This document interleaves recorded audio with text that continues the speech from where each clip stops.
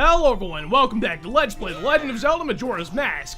In this episode, we're going to begin our little cleanup session, I guess, before we actually get to go to the end of the game. Really all there is left to do is get a couple of heart pieces, a couple of masks, and some other stuff that we're going to have to do, but we need to go ahead and pick up some arrows and some magic, because down here there is I believe this place is called the Secret Shrine in the Majora's Mask Player's Guide, so I guess that's what I'm going to call this area, but to really get through here, we need the Zora Mask to be able to swim fast enough against the current. I don't know if you can swim fast enough as Human Link or not, but just to make it fast, might as well go ahead and use Zora Link. Now, I bet you guys didn't know this was down here if you've never played the game before, even though I don't know why you would even be pondering this fact if you've never played the game before, but might as well go ahead and read the sign. Actually, you know what? I wonder if the sign says Secret Shrine.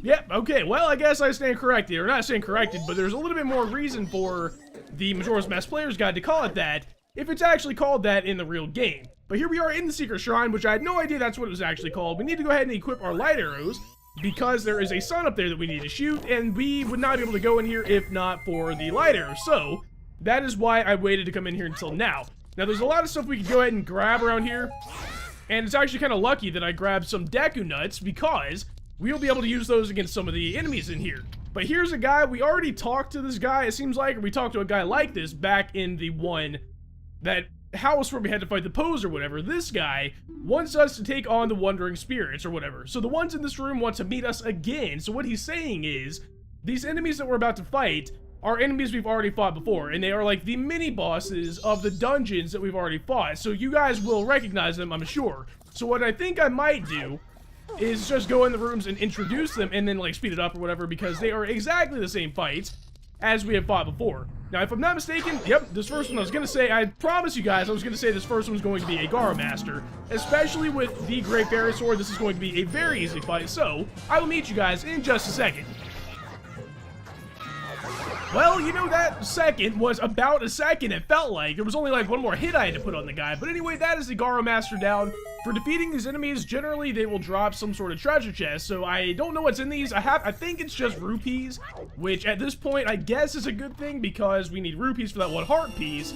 But I have a method that I want to try out, but I don't think I'm going to get to that method for collecting rupees in this episode. But anyway, might as well go ahead and leave this room. After you defeat one of these enemies and collect whatever treasure it might happen to drop, there's not really too much point in sticking around in these rooms, so our next objective is to kill the second enemy in this secret shrine or whatever. Now you might notice that there's nothing in here, so you know what, might as well just go ahead and leave. But if we look up, you might recognize the enemy that we're gonna have to fight. We had to fight this guy way back in the Great Bay Temple, so I will see you guys in just a second.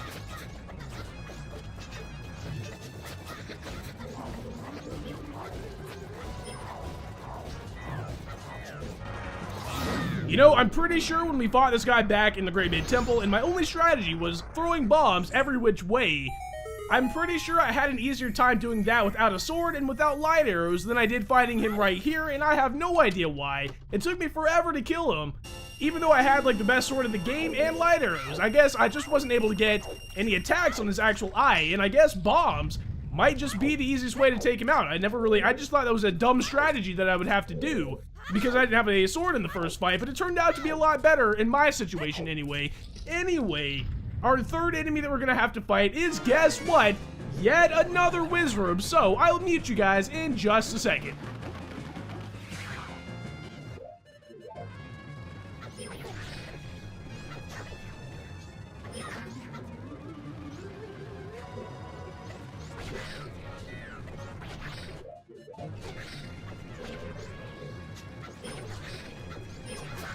Alright, the Wizrobe has been defeated, and if not for that strategy that I have for taking out or for collecting those 5,000 rupees that we're gonna have to go for. I think that wizard we just killed would be the final wizard that we would have to fight in the entire game, but there's one more we're gonna have to fight if I'm going to do that strategy for collecting 5,000 rupees that I hinted at earlier, and if that doesn't make much sense, I will get to that in the next episode probably, because it's going to take quite a while to collect 5,000 rupees, and we have a lot of stuff we need to do in this episode, such as, we have one more fight that we need to take care of in the secret shrine. Of course, that's not going to be the final thing we do, but the thing we need to do right now is take out this last group of enemies, and wouldn't you know it, the easiest enemies in the entire game probably, not the easiest enemies, but the easiest enemy in the secret shrine, the Dynel Foes, and we did collect those Deku Nuts at the very beginning of the secret shrine, and that's really good because that will stun these guys and let us take them out without too much of a problem. I don't know if I ever explained the fact that Deku Nuts will stun these guys because I didn't show that strategy in the first,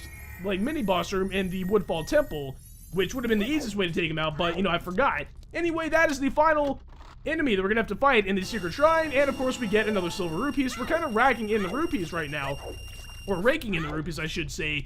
When we exit this room right here, I'm pretty sure we're gonna have another conversation with that guy, and we're going to get a piece of treasure. Yee hee hee. You really are an amazing person, Kyle. It seems you've somehow managed to heal their souls. Maybe I shall vanish soon myself. Well then, yee hee hee hee.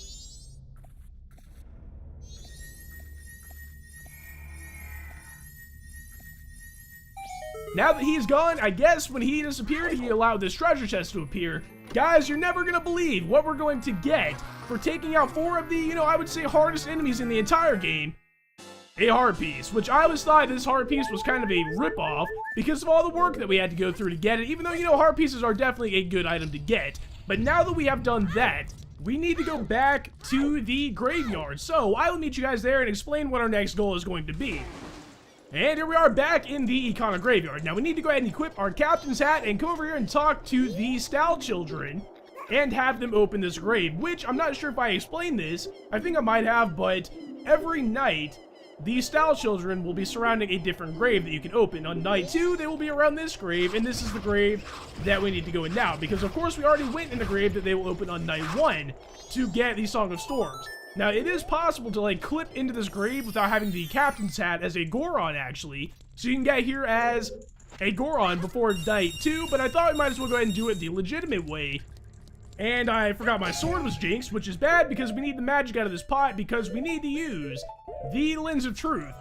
As you can see, this is going to be one of those dungeons that is pretty much ruled by the Lens of Truth, which I've never been too big of a fan of these dungeons, but I guess they are kind of cool. But you can see right away there are invisible enemies, such as a bunch of these.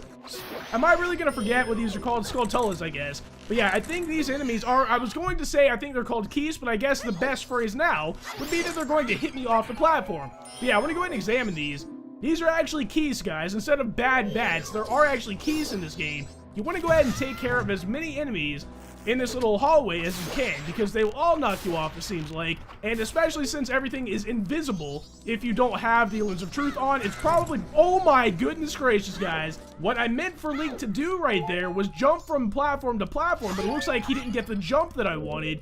Didn't really matter though, because the keys actually jumped me back up to that next platform. I've never seen such MLG task strategies in my gameplay before, but what we need to do now, might as well go ahead and use the Blast Mask for this, is blow up this cracked wall, and there is going to be a door back here, which now we're pretty much through the entire dungeon, if you will, so there's not really that much to it, but what we need to do here is fight yet another Iron Knuckle, but with our Great Fairy Sword, this will definitely not be that big of a deal because of how strong it is, and it looks like 3 jump slashes is enough to take out his first set of armor or whatever. I have to imagine that it's not going to take too many more hits to take out his second form or whatever. I thought that was going to do it right there. My thinking was, you know, 3 jump slashes for his first form and then 2 for the second form, but it looks like, actually it was only 2, but it looks like his guarding ability might be a little bit better once his armor comes off, which doesn't make too much sense, but I guess we'll roll with it. Anyway, taking out that Iron Knuckle will allow this treasure chest to spawn, and in this treasure chest, we get a piece of heart. So, now that we have that piece of heart, might as well go ahead and go back to Clocktown and finish the Anju and Kafei side quest. And now I don't actually have to cut any of that out because we've caught back up to what I showed on camera. So, you might remember that Kafei said that he was going to look out for the guy that comes into the curiosity shop that stole his mask or whatever, and he would tell us, and maybe we could go get his mask back together. That's what we need to do now. We need to go back to the laundry pool at about 1 o'clock in the afternoon and talk to Kafei. So, I will meet you guys there. Alright, it is finally 1 o'clock, been waiting here for quite a while, so now we can go in here and talk to Kafei. The only problem is, once we round this corner, we will see, not Kafei, so let's go ahead and see what this guy has to say. Huh? You the green hat kid? I got a message from Kafei. Now Kafei, I've known him since he was real little, but when he showed up looking all young in that little brat body, I didn't know what I was seeing. All it took was one glance at that Keaton Mask he was carrying for me to realize that I was looking at my old friend. I gave him that mask a long time ago when he was just little Kafei, didn't know he kept it that well for so long. I'm not sure why, but I want to give this to you. I'm not sure why either, but we get the Keaton Mask.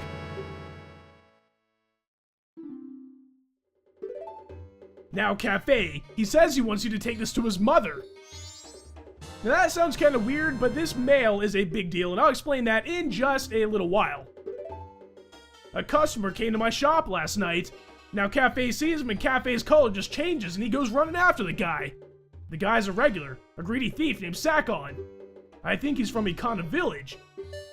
So that is why you cannot complete the Anju and Kafei side quest if you take out Sakon on the first night. Sakon, by the way, is the guy that tried to steal the bomb bags from the old lady on night 1 in North Clocktown, which, by the way, we need to go to North Clocktown right now. But Sakon would not come back to the curiosity shop if you beat him down on night 1. So that is why you cannot finish the side quest if you get the bomb bags on night 1. But since I did not save the old lady in the cycle, we are now able to finish the Anju and Kafei side quest. But now what we need to do, because we got the Kafei, or the Keaton Mask from the old guy right there. Actually, I don't even know how old he was, but anyway, we got Kafei's Keaton Mask. We can come do the Keaton quiz. Now, this pile of grass over here, might as well go ahead and equip the Great Fairy Sword and the Keaton Mask. Make sure you put on the Keaton Mask before you do this. This pile of grass right here is one of those piles of grass that will start to move if you start to attack the pile of grass, or the patch of grass, or whatever. If you take out all the pieces of grass, eventually, Keaton will spawn. Hee hee ho! Hello, child. If you are attempting to fool me, it is impossible. We Keatons can recognize our own by the sheen of our tails. But you're a good child. Let me put you to a test. Answer me this. Pick one of the 3 choices. How many cuckoos are there in the barn at Romani Ranch? I'm ashamed to say that I don't even know the first question. So, I conveniently have the Majora's Mask Player's Guide right here, and the answer is 1, thank you very much. I'd like to say that I knew that off the top of my head, but I do not. Second question, what is the name of the mayor? That is easy, that is Dotora. I actually did know that. And if possible, I would love to not have to look up any more answers in this player's guide. Now, what is the name of the clock tower's inn? That is the stockpiled inn. We've gone in there many times, not really any point in looking up the answer for that.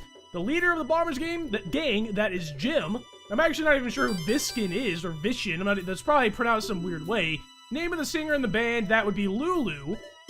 And that looks to be the end of the quiz. Now for that we get a heart piece. I really like that heart piece. I don't know why. That quiz is really cool. Now one thing I want to kind of mention, I know I talk about speedruns all the time and stuff.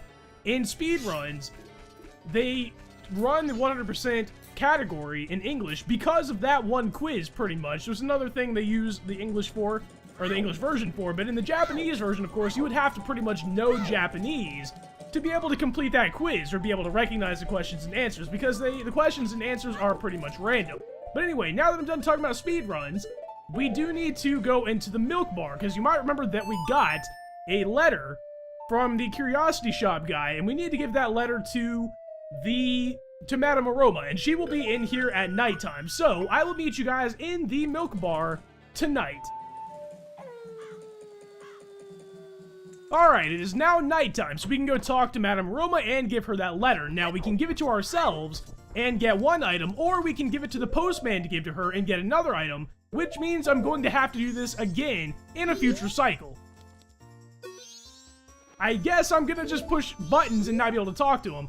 I don't know how I'm supposed to be able to talk to her. I guess maybe I have to stand in a certain spot. In any case, it looks like we need to put on our Romani mask just so that guy doesn't get mad. I don't think it'll actually do anything if you don't put it on. This lady will not let me talk to her. There we go. Oh dear, are you alright with not fleeing? It looks like this is it for this town, you know. You saw the moon, didn't you? It's gotten so huge. All the townsfolk have fled. You should flee too, far away. Now, I'm not going to do that because we have some mail to get to this lady, and I'm not even sure what I'm supposed to do to get her to accept this. And it looks like she's just going to give me the same exact dialogue. You know what? I think maybe we might have to have the Kafei mask on. I almost said the Keaton Mask. There we go. Okay, we're getting some different dialogue now. I was about to, like, have to speed this up until I figured out how to do it the right way, but if we give her the letter... Oh dear, priority mail. It's from Kafei, correct? Correct? Wonderful, you really are an expert. Yes, I'm sorry. My thanks. Yes, it is your job after all. And for that, we get a bottle of Chateau Romani, which I'm not going to actually use right now because we don't really need it. But what this does is give us unlimited magic. I'm sorry. At this point in time, I can give you only something like this. Actually, I wanted to give this to you sooner. Really? Yeah, I guess so. I mean, I don't really have any reason to doubt her. It's not like I ever expected to get any milk for a reward. But like I said, it does give you unlimited magic if you use it, which we're not going to use right now because I'm probably not ever going to use this particular bottle ever, because as soon as we go back in time, which we're going to have to do, of course, it will go away. But what we need to do now is go to Ikana Canyon and help out Kafei. You might remember that the guy in the curiosity shop said that the guy that stole his mask, or Kafei's mask, his wedding mask or whatever, has set up shop in the Ikana Canyon, or the Ikana Valley, or whatever. That is absolutely true, and we are going to need to come here and sneak into his hideout, or whatever. Now, this part, you have to be extremely careful. You do not want to be caught by Sakon. If you do, he will go in his... I don't think he'll even go in his hideout. He won't even show you where the entrance to it is. If you're really daring, you can do a glitch to get in anyway, but if you mess it up, then you will not be able to do it in the cycle, and you'll have to do the entire thing over. Okay, he's right there.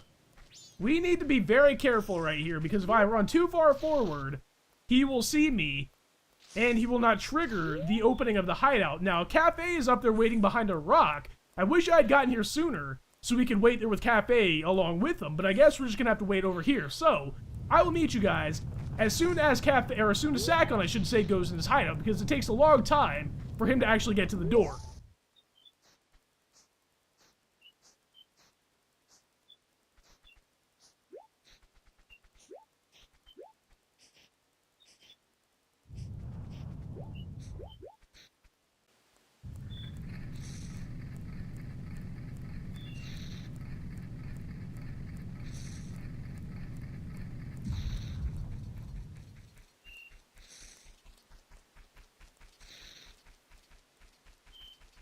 Now, luckily, Kafei and Sakon are now in the hideout, and we did not mess anything up, luckily, which means we do not have to do this part again. Now, we need to go in the door, and we will be getting to a very special part of the game.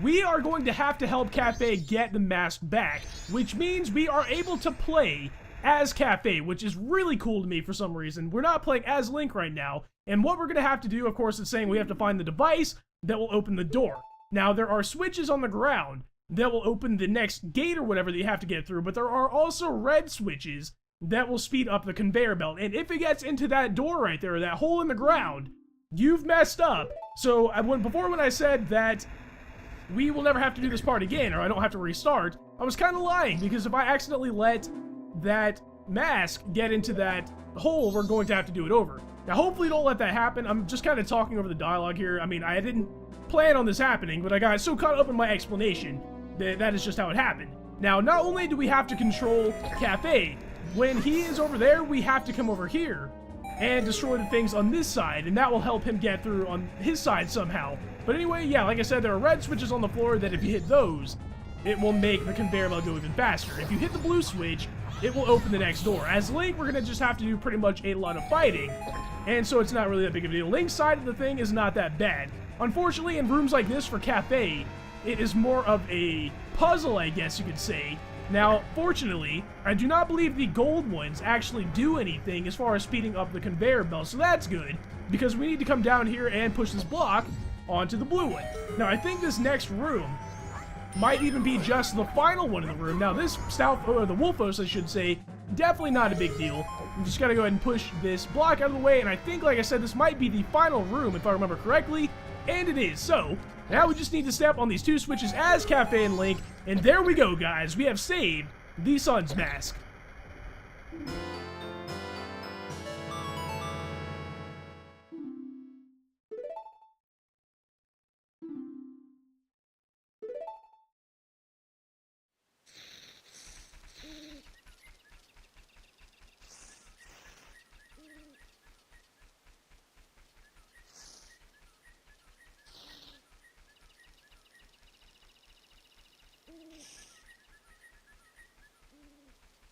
Now, while Kafei runs back to Clocktown, we're going to go ahead and use the Song of Soaring. I will meet you guys back at the Stockpot Inn. Alright guys, here we are back in the Stockpot Inn. Now, if we come over here and go in this door, we will be able to wait in this room for Kafei to come back. And we're not alone in here. Anju's actually in here. If we come over here, she'll be sitting on this bed. Now, like I said, it's going to take a while for Kafei to get here. It's going to be another, like, 4 in-game hours or something like that. Before I go ahead and just cut to that next part, I would like to explain that the reason Anju is even here instead of fleeing is because we gave her Kafei's Pendant of Memory. So if you don't do that, Anju will not even be here. And that if you help Kafei and you never let Anju know that Kafei would be coming back for her, Kafei would get back to this room and Anju wouldn't even be here. On the other hand, if you give Anju the Pendant of Memories and you don't help Kafei, she will just wait here forever until she dies because the moon falls.